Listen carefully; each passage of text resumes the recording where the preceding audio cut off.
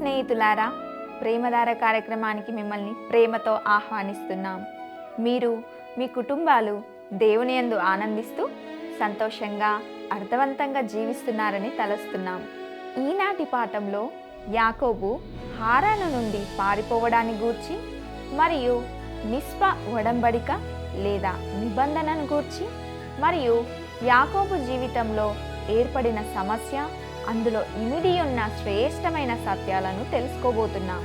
ఇక సందేశాన్ని విందామా?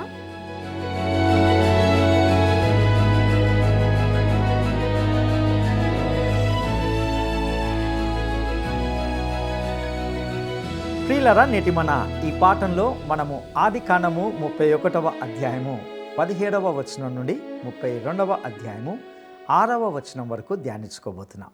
ఇక మనము ఆదికాండము 31వ అధ్యాయము 17 నుండి 19 వచనాలను గమనిద్దాం. యాకోబు లేచి తన కుమారులను తన భార్యలను ఒంటెల మీద నెక్కించి కనాను దేశమునకు తన తండ్రి అయిన ఇస్సాకు నొద్దకు వెళ్ళుటకు తన పశువులన్నిటినీ తాను సంపాదించిన సంపద యావత్తును పద్దనరాములో తాను సంపాదించిన ఆస్తి యావత్తును తీసుకొని పోయెను. లాబాను తన గొర్రెల బొచ్చు కత్తిరించుటకు వెళ్ళియుండగా రాహేలు తన తండ్రి ఇంటనున్న గృహ దేవతలను దొంగిలెను. ప్రియులారా, ఇక్కడ చాలా ఆసక్తికరమైన విషయము వెల్లడి చేయబడింది. యాకోబు లేచి మళ్ళీ తొందరపడి వెళ్ళిపోతున్నాడు. తన సోదరుడి నుండి తప్పించుకునేటప్పుడు అతడు ఇంటి నుండి బయలుదేరిన విధంగానే ఇది కూడా జరిగిందని మనం గ్రహిస్తాం. ఇప్పుడు అతడు తన మామను వదిలి వెళ్తున్నాడు, కానీ ఈసారి అది అతని తప్పు కాదు. అతడు దీనికి సిద్ధంగా ఉన్నాడని స్పష్టంగా తెలుస్తుంది. అతని వద్ద అన్ని పశువులు మరియు సేవకులు బయలుదేరడానికి సిద్ధంగా ఉంటున్నారు. రాహేలు తన తండ్రి ఇంటనున్న గృహ దేవతలను దొంగిలెను అనే మాటను చూస్తున్నాం. అంటే అది విగ్రహారాధనతో కూడిన ఇంటిగా ఉందని నేను మీకు ముందే చెప్పినట్లుగా మీరు గ్రహించగలరు. యాకోబు కుమారులను అక్కడ పెంచడము దేవుడు ఎంతమాత్రము కోరుకోలేదు. కానీ మీరు గమనించండి, రాహేలు విగ్రహారాధన ఇంట్లో పెరిగింది మరియు ఆమె తన దేవుళ్లను తనతో తీసుకొని వెళ్ళాలని కోరుకుంది. ఆమెకు ఎంత ప్రాచీనమైనటువంటి భావన ఉందో మీరు గమనించారా? యాకోబు కూడా బాలుడిగా ఉన్నప్పుడు తన ఇంటిని విడిచిపెట్టినప్పుడు దేవుని నుండి పారిపోవచ్చని అనుకున్నాడు. కానీ బేతేలులో దేవుడు అతనికి కనిపించాడు. దేవుని నుండి పారిపోలేడని అతడు గ్రహించాడు. వాస్తవానికి ఈ సంఘటనకు చాలా సంవత్సరాల తర్వాత దావీదు కీర్తనల గ్రంథము 139 7, 8 వచనాల్లో ఇలా వ్రాశాడు: నీ ఆత్మ యొద్ద నుండి నేను ఎక్కడికి పోవుదును, నీ సన్నిధి నుండి నేను ఎక్కడికి పారిపోవదును. నేను ఆకాశంనకు ఎక్కినను నీవు అక్కడనూ ఉన్నావు, నేను పాతాళమందు పండుకొనినను నీవు అక్కడనూ ఉన్నావు. ప్రియులారా, అంటే మరణము కూడా నిన్ను వేరు చేయదు. అదేవిధంగా 139వ కీర్తన 9, 10 వచనాల్లో ఈ విధంగా గమనిస్తాం: నేను వేకువ రెక్కలు కట్టుకొని సముద్ర దిగంతములలో నివసించినను అక్కడను నీ చేయి నన్ను నడిపించును, నీ కుడి చేయి నన్ను పట్టుకొనును. చంద్రుని మీదకు వెళ్ళడం ద్వారా కూడా నీవు దేవుని నుండి దూరంగా ఉండలేవు. ఒక మాటలు చెప్పాలంటే నీవు ఆయన నుండి దూరంగా పారిపోయి ఉండలేవు. ఇక్కడ లాబాను తన గొర్రెల బొచ్చు కత్తిరించుటకు వెళ్ళి ఉండగా అనే మాటను చూస్తాం. లాబాను గొర్రెల బొచ్చు కత్తిరించడానికి బయటకు వెళ్ళే వరకు యాకోబు వేచి ఉన్నాడు. బహుశా లాబాను ఇంటి నుండి చాలా మైళ్ళ దూరం వెళ్ళాడు, ఎందుకంటే ఆ రోజు గొర్రెలు చాలా పెద్ద ప్రాంతంలో మేసాయి.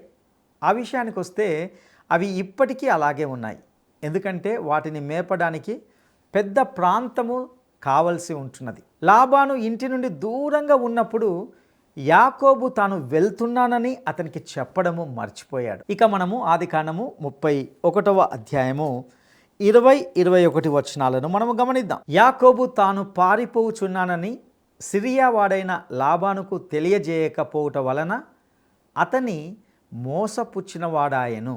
అతడు తనకు కలిగినదంతయు తీసుకొని పారిపోయెను. అతడు లేచి నది దాటి గిలాదను కొండతట్టు అభిముఖుడై వెళ్ళెను.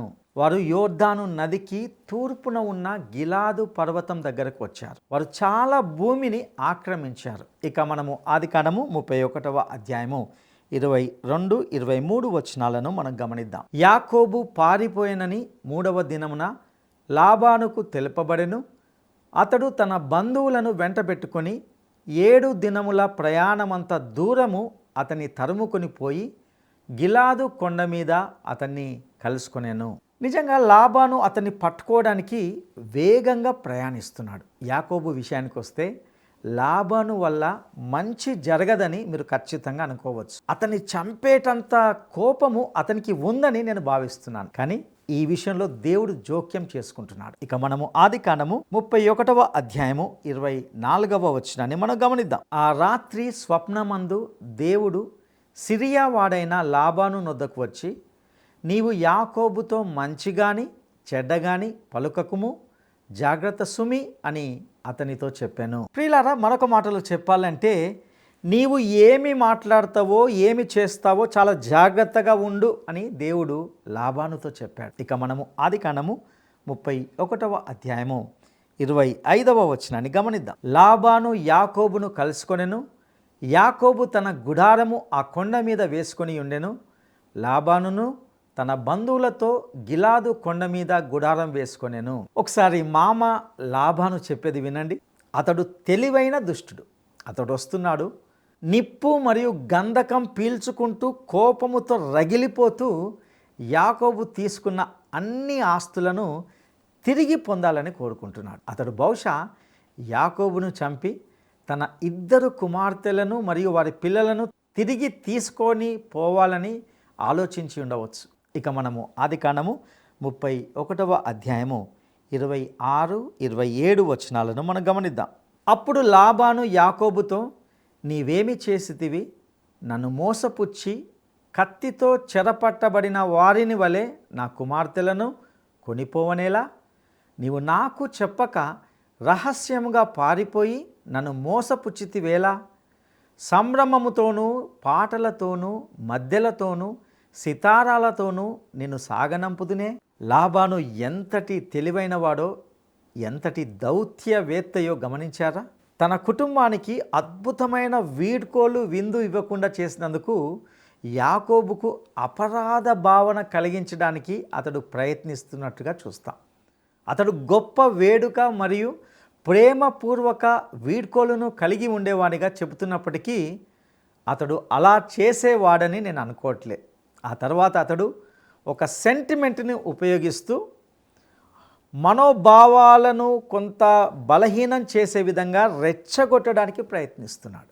ఇక మనము ఆదికాండము 31వ అధ్యాయము 28వ వచనాన్ని మనం గమనిద్దాం.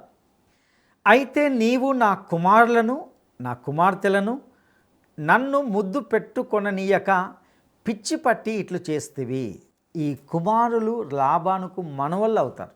ఈ ప్రపంచ చరిత్ర విషయానికి వస్తే వారు చాలా ప్రముఖులుగా ఉండడానికి నిర్ణయించబడ్డారు. ఇక మనము ఆదికాండము 31వ అధ్యాయము 29వ వచనాన్ని గమనిద్దాం. మీకు హాని చేయుటకు నా చేతనవును. అయితే పోయిన రాత్రి మీ తండ్రి యొక్క దేవుడు, నీవు యాకోబుతో మంచిగాని చెడ్డగాని పలుకకుము, జాగ్రత్త సుమి అని నాతో చెప్పెను. లాబాను అతనికి తాను మంచిని ఉద్దేశించలేదని, దేవుడు అతన్ని చెడు చేయకుండా నిరోధించాడని తెలియజేస్తాడు. ఇక మనము ఆదికాండము 31వ అధ్యాయము 30వ వచనాన్ని గమనిద్దాం. నీ తండ్రి ఇంటి మీద బహువాంఛగలవాడవై వెళ్ళగోరిన ఎడల వెళ్ళుము, నా దేవతలనేలా దొంగిలితివనగా. ఇప్పుడు అతడు దొంగిలించబడిన దేవతలను గురించి అడుగుతున్నాడు. నిజానికి రాహేలు దేవతలను దొంగిలించిందని యాకోబుకు ఎంతమాత్రం తెలియదు. అతడు లాబానుకు సమాధానం చెప్పేటప్పుడు అతనికి తెలియజేయకుండా పారిపోవడం గురించి సమాధానం ఇస్తున్నట్లుగా చూస్తాం. ఆదికాండము 31వ అధ్యాయము 31వ వచనాన్ని గమనిద్దాం. యాకోబు, నీవు బలవంతముగా నా యొద్ద నుండి నీ కుమార్తెలను తీసుకొందువేమో అనుకొని భయపడి తిని. లాబాను తన భార్యలను, తన కుటుంబాన్ని, తనకు చెందిన వస్తువులను తీసుకోనివ్వడని యాకోబుకు తెలుసు. అయితే ఇప్పుడు అతడు దొంగిలించబడిన దేవుళ్ళ ఆరోపణకు సంబంధించి సమాధానం ఇస్తున్నాడు. ఆదికాండము 31వ అధ్యాయము 32వ వచనాన్ని మనం గమనిద్దాం. ఎవరి యొద్ద నీ దేవతలు కనబడునో వారు బ్రతకకూడదు. నీవు నా యొద్దనున్న వాటిని మన బంధువుల ఎదుట వెదికి నీ దానిని తీసుకొనుమని లాబానుతో చెప్పెను. రాహేలు వాటిని దొంగిలెనని యాకోబునకు తెలియలేదు. ప్రియులారా, లాబాను నుండి ఎవరు వాటిని దొంగిలించరని యాకోబుకు ఖచ్చితంగా తెలుసు. చూడండి, యాకోబు లాబాను యొక్క మాటలను ఎంతమాత్రం నమ్మలేదు. కానీ లాబాను యాకోబును నమ్మాడని మీరు అనుకుంటే మీరు చేస్తుంది తప్పు. వారికి ఒకరిపై ఒకరు నమ్మకం లేదు. 20 సంవత్సరాలు కలిసి బాగా ఆహ్లాదకరంగా గడిచాయి కదా. ఆదికాండము 31వ అధ్యాయము 33 నుండి 35 వచనాలను మనం గమనిద్దాం. లాబాను యాకోబు గుడారంలోనికి, లేయా గుడారంలోనికి, ఇద్దరి దాసీల గుడారంలోనికి వెళ్ళెను, కానీ అతనికేమీ దొరకలేదు. తరువాత అతడు లేయా గుడారంలో నుండి బయలుదేరి రాహేలు గుడారంలోనికి వెళ్ళెను. రాహేలు ఆ విగ్రహములను తీసుకొని ఒంటె సామాగ్రిలో పెట్టి వాటి మీద కూర్చుండెను. కాగా లాబాను ఆ గుడారమందంతటను తడివి చూచినప్పటికీ అవి దొరకలేదు. ఆమె తన తండ్రితో, తమ ఎదుట నేను లేవలేనందున తాము కోపపడకూడదు, నేను కడగానున్నానని చెప్పెను. అతడెంత వెదికినను ఆ విగ్రహములు దొరకలేదు. అతడు నిజంగా తన కుమార్తెలలో ఎవరో ఒకరి దగ్గర అవి ఉంటాయని ఆశించాడు. రాహేలు చాలా తెలివైన అమ్మాయి కాదంటారా? ఎందుకంటే ఆమె తన తండ్రి కుమార్తె. ఆమె వాటిని తీసుకొని ఒంటె సామానుల్లో పెట్టింది. అంటే ఒంటె వీపు మీద ఉన్న పెట్టె. తర్వాత ఆమె వాటిపై కూర్చొని తన తండ్రికి క్షమాపణ చెప్పింది. ఆ రోజు తనకు ఆరోగ్యం బాగోలేదని, ఆమె లేవలేకపోయిందని చెప్పింది. ఈ సమయంలో ఆమె వాటిపై కూర్చుంది. ఈ కుటుంబం గురించి మనకు ఎంతో వాస్తవిక చిత్రం లభిస్తుంది. ప్రియులారా, రాహేలు తన తండ్రి నుండి గృహ దేవతలను తీసుకోవడం మనము ఊహించిన దానికంటే చాలా తీవ్రమైనది కావచ్చు. ఆ గృహ దేవతలను లేదా దేవులను కలిగి ఉండడము కుటుంబ నాయకత్వాన్ని సూచిస్తుంది. అంటే యాకోబు లాబానుకు ఉన్న ప్రతి దాన్ని వారసత్వంగా పొందబోతున్నాడని అర్థం. అందుకే లాబాను దానిపై అంతగా మక్కువ పెంచుకున్నాడు. వాస్తవానికి ఎట్టి పరిస్థితుల్లో తన ఆస్తి యాకోబుకు చెందకూడదని లాబాను ఖచ్చితంగా కోరుకున్నాడు. ఎందుకంటే యాకోబు ఇప్పటికే చాలా సంపాదించాడని లాబాను భావించాడు. యాకోబు ఇప్పుడు కొంచెం ధైర్యంగా ఉన్నాడు. వాళ్ళు విగ్రహాలను కనుగొనలేకపోయారు, మరియు అవి ఎక్కడ లేవని యాకోబు ఖచ్చితంగా అనుకుంటున్నాడు. తనను వెంబడిస్తూ వచ్చిన తన మామను మందలించాలని అనుకుంటున్నాడు. ఇక ఆదికాండము 31వ అధ్యాయము 36వ వచనాన్ని మనం గమనిద్దాం. యాకోబు కోపపడి లాబానుతో వాదించి అతనితో, నీ విట్లు మండిపడి నన్ను తరమనేలా? నేను చేసిన ద్రోహమేమి, పాపమేమి? ఇప్పుడు యాకోబు తన ఫిర్యాదును వినిపించాడు. అతడు కఠినమైన దెబ్బల కళాశాలలోని కోర్సులో ఉత్తీర్ణుడయ్యాడు, మరియు ఇప్పుడు అతడు డిగ్రీ పొందుతున్నాడు. ఇక ఆదికాండము 31వ అధ్యాయము 38వ వచనాన్ని మనం గమనిద్దాం. ఈ 20 ఏండ్లు నేను నీ యొద్ద నుంటిని, నీ గొర్రెలనైనను మేకలనైనను ఈడ్చుకొని పోలేదు, నీ మంద పొట్టేళ్లను నేను తినలేదు. ప్రియులారా, అతని ఆహారం కూడా ఉచితంగా అతనికి రాలేదు. వాటికి అతను డబ్బు చెల్లించాల్సి వచ్చింది. ఇక ఆదికాండము 31వ అధ్యాయము 39వ వచనాన్ని మనం గమనిద్దాం. దుష్ట మృగముల చేత చీల్చబడిన దానిని నీ యొద్దకు తేక ఆ నష్టము నేనే పెట్టుకొంటిని. పగటి యందు దొంగిలింపబడిన దానినేమి, రాత్రి యందు దొంగిలింపబడిన దానినేమి నా యొద్ద పుచ్చుకొంటివి, నేను ఈలాగుంటిని. అతడు ఎటువంటి బీమా సౌకర్యం కూడా పొందలేకపోయాడు. ఒక గొర్రెపిల్లను అడవి జంతువు దొంగిలించినప్పుడు లేదా చంపినప్పుడు యాకోబు దానికి డబ్బు చెల్లించాల్సి వచ్చింది. ప్రియులారా, ఈ విషయాల్లో మనము జాగ్రత్తగా గమనించాలి. ఈ లాబాను ఇతరులను కష్టపెట్టి పని చేయించే పనివాడుగా ఉంటున్నాడు. ఇక ఆదికాండము 31వ అధ్యాయము 40వ వచనాన్ని మనం గమనిద్దాం. పగటి ఎండకును రాత్రి మంచుకును నేను క్షీణించిపోతిని, నిద్ర నా కనులకు దూరమాయను. అతనికి వేసవి సెలవులు దొరకలేదు. వాతావరణం చల్లబడినప్పుడు అతడు ఇప్పటికీ గొర్రెలతో మరియు జంతువులతో బయటే ఉండాల్సి వచ్చింది. మందను రక్షించడానికి అతడు చాలా రాత్రులు కాపలా ఉండాల్సి వచ్చింది. ఇక ఆదికాండము 31వ అధ్యాయము 41వ వచనాన్ని మనం గమనిద్దాం. ఇది వరకు నీ ఇంటిలో 20 ఏండ్లు ఉంటిని, నీ 2 కుమార్తెల నిమిత్తము 14 ఏండ్లను, నీ మంద నిమిత్తము 6 ఏండ్లను నీకు కొలువు చేసి తిని, అయినను నీవు నా జీతము 10 మారులు మార్చితివి. యాకోబుకు ఇదే జరిగింది. పాపముతో తాను జీవించగలనని భావించిన ఒక తెలివైన వ్యక్తిగా ఇక్కడ ఉన్నాడు. కానీ దేవుడు అతన్ని దానితో జీవించనివ్వలేదు. ఎందుకంటే దేవుడు మనిషి ఏమి విత్తుతాడో అదే కోస్తాడని స్పష్టంగా చెప్పాడు. యాకోబు ఇంట్లో దేవునికి విధేయతను నిరాకరించాడు కాబట్టి అతడు తన మామకు విధేయత చూపించవలసి వచ్చింది. యాకోబు గౌరవంగా భార్యను స్వీకరించడానికి వచ్చాడు, కానీ దేవుడు మొదటి బిడ్డ హక్కులను గౌరవిస్తాడు కాబట్టి అతన్ని సేవకుడిగా మార్చాడు. యాకోబు తన తండ్రిని మోసం చేశాడు కాబట్టి అతడు తన మామచే మోసపోయాడు.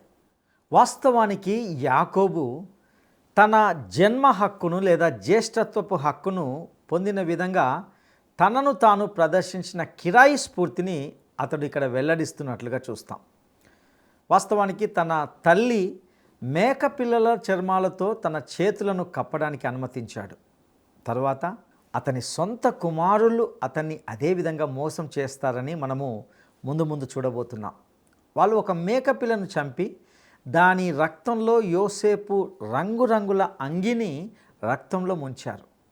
ఒకప్పుడు యాకోబు తన తండ్రిని తాను ఇష్టమైన కొడుకునని మోసం చేశాడు.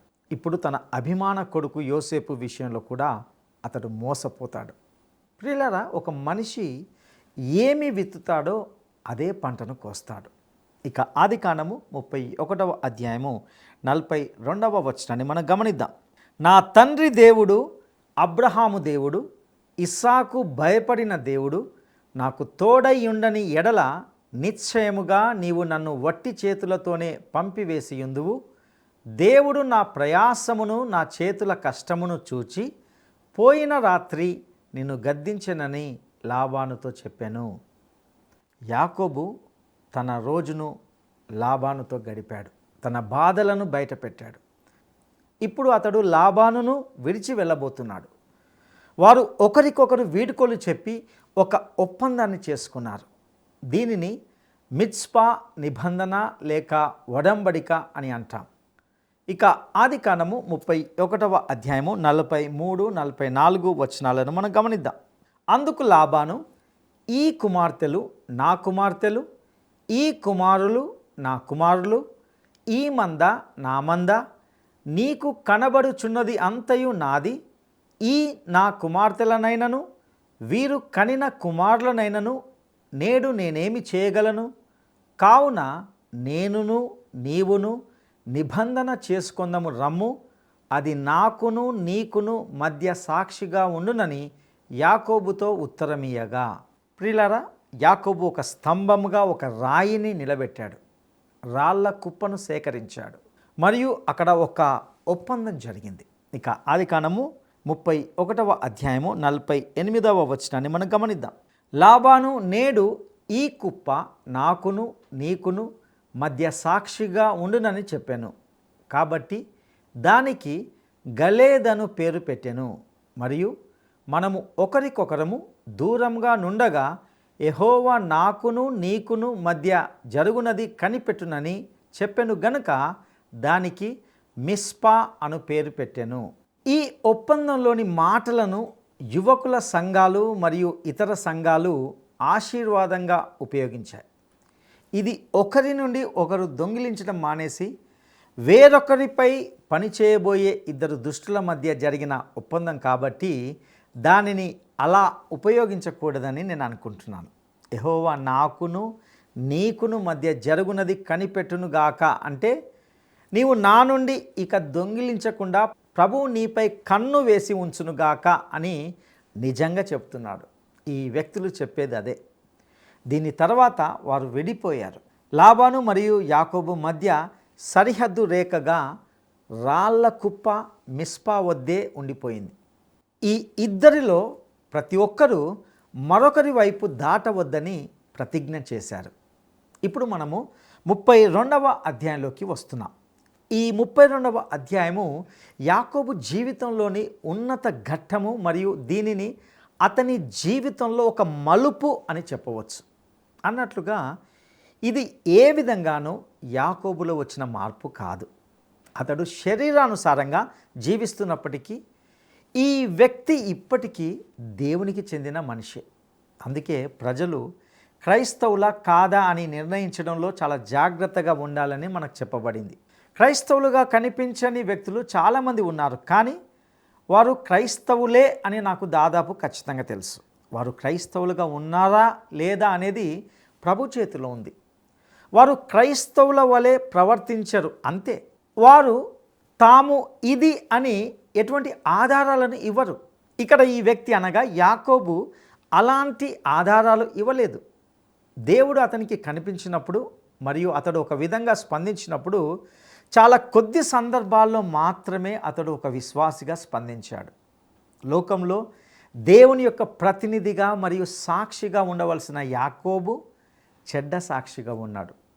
కానీ అతడు ఆ విధంగా అలాగే కొనసాగలేడు. కాబట్టి దేవుడు జోక్యం చేసుకొని అతనితో వ్యవహరించబోతున్నాడు.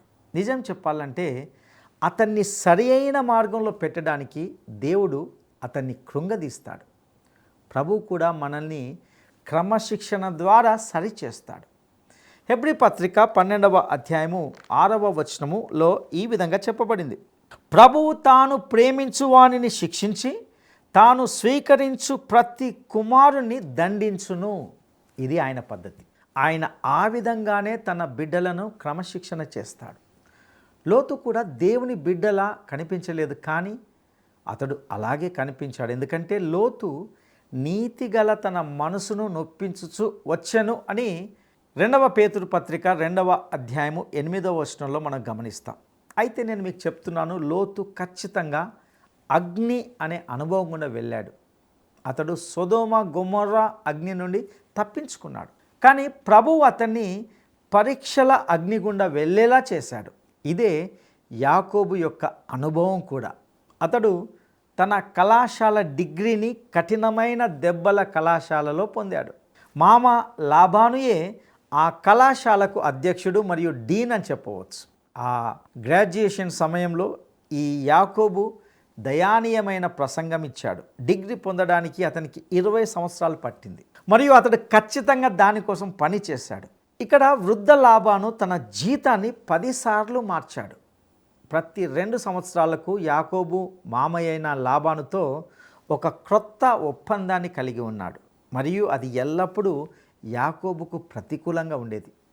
ఇది ఈ వ్యక్తి యొక్క అనుభవం. ఇప్పుడు మనము యాకోబు దేవుడికి ప్రాతినిధ్యం వహించబోతున్నందున దేవుడు అతనితో వ్యవహరించాల్సిన ఈ పరీక్షకు వచ్చాం. దేవుడు అతనితో వ్యవహరిస్తాడు మరియు ఈ 32వ అధ్యాయంలో అతని వైపు కదులుతున్నట్లుగా మనం చూస్తాం. ప్రారంభంలో ఈ అధ్యాయం గురించి నేను యెషయా గ్రంథము 40వ అధ్యాయము 29వ వచనంతో వ్రాయాలనుకుంటున్నాను. సొమ్మసిల్లిన వారికి బలమిచ్చువాడు ఆయనే, శక్తిహీనులకు బలాభివృద్ధి కలగజేయవాడు ఆయనే. ఇదే యాకోబు యొక్క అనుభవంగా మనం చూస్తాం. ఇక మనము యాకోబు జీవితంలోని సంక్షోభాన్ని గమనిద్దాం. ఆదికాండము 32వ అధ్యాయము 1-2 వచనాలను మనం గమనిద్దాం. యాకోబు తన త్రోవను వెలుచుండగా దేవదూతలు అతనిని ఎదుర్కొనిరి. యాకోబు వారిని చూచి ఇది దేవుని సేన అని చెప్పి ఆ చోటికి మహనయీము అని పేరు పెట్టెను. ఇప్పుడు యాకోబును ఫలప్రదమైన, నిజమైన, కీలకమైన సేవ మరియు సాక్ష్యమిచ్చే స్థలానికి తీసుకురావడానికి దేవుడు యాకోబుతో నేరుగా వ్యవహరించడాన్ని మనము చూస్తాం. ఇక ఆదికాండము 32వ అధ్యాయము 3-5 వచనాలను మనం గమనిద్దాం. యాకోబు ఎదోము దేశమున అనగా షేయిరు దేశముననున్న తన సహోదరుడైన ఏశావు నొద్దకు దూతలను తనకు ముందుగా పంపి, మీరు నా ప్రభువైన ఏశావుతో, ఇంతవరకు నేను లాబాను నొద్ద నివసించి ఉంటిని, నాకు పశువులు, గాడిదలు, మందలు, దాసి జనమును కలరు. నీ కటాక్షము నాయందు కలుగునట్లుగా నా ప్రభువునకిది తెలియజేయనంపితినని నీ సేవకుడైన యాకోబు అనెనని చెప్పుడని వారికి ఆజ్ఞాపించెను. ఈ యాకోబు ఇంకా తెలివైన వాడుగా ఉంటున్నాడు కాదంటారా? లాబానుతో తనకున్న అనుభవం తర్వాత కూడా అతడు ఆ పద్ధతిని వదలలేకపోతున్నాడు. అతడు తిరిగి తన దేశానికి తిరిగి వస్తున్నాడు. మరియు 20 సంవత్సరాల క్రితము ఏశావు అతనిపై బెదిరింపులు చేస్తున్నప్పుడు అతడు చివరిసారిగా ఏశావును చూసినట్లు గుర్తు చేసుకున్నాడు. యాకోబు సేవకులను పంపి, మీరు నా సహోదరుడైన ఏశావు దగ్గరకు వచ్చినప్పుడు నా ప్రభువైన ఏశావు అని అతనితో చెప్పు అని వారికి ఆదేశిస్తున్నాడని గమనించాలి. ఆపై అతడు వారిని తనను తాను నీ సేవకుడైన యాకోబు అని సంబోధిస్తున్నాడు. ఈ మాటలు యాకోబు ఇంతకుముందు మాట్లాడిన విధంగా కాదు. ఒకప్పుడు అతడు జన్మ హక్కు కోసం మోసగించి ఆశీర్వాదాన్ని దొంగిలించాడు. అతడు ఒక దుష్టుడు. కానీ ఇప్పుడు అతని మాట భిన్నంగా ఉంటున్నది. అతడు మామ లాబాను నుండి కొన్ని విషయాలను నేర్చుకున్నాడని నేను అనుకుంటున్నాను. ఇక ఆదికాండము 32వ అధ్యాయము 6వ వచనాన్ని మనం గమనిద్దాం. ఆ దూతలు యాకోబు నొద్దకు తిరిగి వచ్చి, మేము నీ సహోదరుడైన ఏశావు నొద్దకు వెళ్ళితిమి, అతడు 400 మందితో నిన్ను ఎదుర్కొన వచ్చుచున్నాడని చెప్పగా, ఈ సందేశము పాపం యాకోబును పూర్తిగా భయపెట్టిందని చెప్పవచ్చు. ఎందుకంటే అతనికి దాని అర్థం ఏమిటో తెలియదు. ఏశావు తన ఉద్దేశాలను సేవకులకు అస్సలు చెప్పలేదు. యాకోబు వారిని పూర్తిగా ప్రశ్నించి, నా పట్ల అతనికి ఏమైనా శత్రుత్వం లేదా మత్సరం లేదా ద్వేషం ఉన్నట్లు కనిపించిందా అని అడిగాడని నేను అనుకుంటున్నాను. ఆ సేవకులలో ఒకరు, లేదు, మీరు అతన్ని కలవడానికి వస్తున్నారని సమాచారం అందుకున్న వెంటనే అతడు ఎంతో సంతోషంగా ఉన్నట్లు అనిపించింది అని అన్నాడు అనుకుంటాను. కానీ ఏశావు సంతోషంగా ఉన్నాడనే మాట యాకోబుకు ఓదార్పునివ్వలేదు. ప్రతీకారం తీర్చుకునే అవకాశం దొరికినందుకు ఏశావు చాలా సంతోషిస్తాడనే దీని అర్థం. ఏది ఏమైనప్పటికీ పాపం యాకోబు ఎంతో కలత చెందాడని గ్రహిస్తాం. మరిన్ని విషయాలను వచ్చే పాఠంలో తెలుసుకుందాం. ఈ సందేశంలోని ఆత్మీయ సత్యాలను మీ జీవితాలకు అన్వయించుకొనుటకు ప్రభు మీకు సహాయం చేయనుగాక. దైవాశీస్సులు. యాకోబు తన త్రోవను వెళ్తుండగా దేవదూతలు అతనిని ఎదుర్కొన్న చోటుకు ఏమని పేరు పెట్టాడు? 1 మహనయీము, 2 పెనూయేలు, 3 బేతేలు. ఈ సందేశం ద్వారా దేవుడు యాకోబు జీవితంలో ఎలా జోక్యం చేసుకొని తన విశ్వాసాన్ని ఏ విధంగా వృద్ధి చేస్తూ వచ్చాడో, దేవుడు ఎంతగా ఆచరణాత్మకంగా నడిపిస్తున్నాడో మనం గమనించాం. ఇందలి సత్యాల ద్వారా మీరు ఎంతగానో ప్రోత్సహించబడి ఉన్నారని నమ్ముచున్నాం. ఈ సత్యాలను మన జీవితాలకు అన్వయించుకుంటూ విశ్వాసంలో స్థిరపడుతూ ఇతరులను బలపరుస్తూ ఉందాం. దేవుడు మిమ్మును మీ కుటుంబాలను దీవించునుగాక. ఈ కార్యక్రమం మీకు నచ్చిందా? అయితే వెంటనే మిస్డ్ కాల్ ఇవ్వండి. బహుమతి పొందే విజేత మీరే కావచ్చు.